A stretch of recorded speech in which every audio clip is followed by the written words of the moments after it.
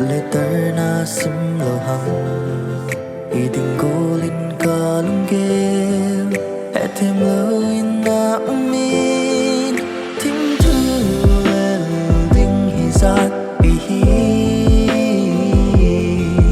lel ngam lo in ka zitai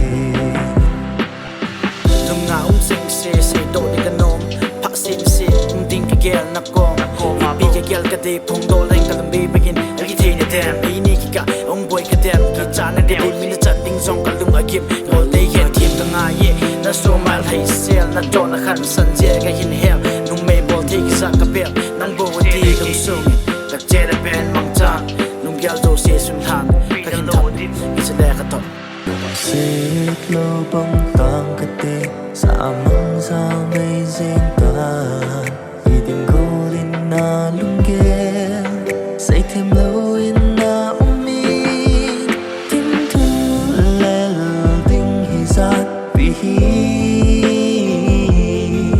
lel ngam lo in ka zitai ven go li thêm I've been cruising on my own, I'm loving. I've been here all alone, I've been waiting for you. All these years, you know I'm into you. Zealand ka oi lung sin hi pi hang. Kakipa na di manang umlaw alam. Gyal temin pa hoya tam na nang bang umlaw. Yeah.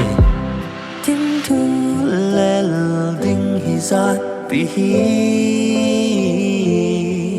Lel ngam lưu in ka zitai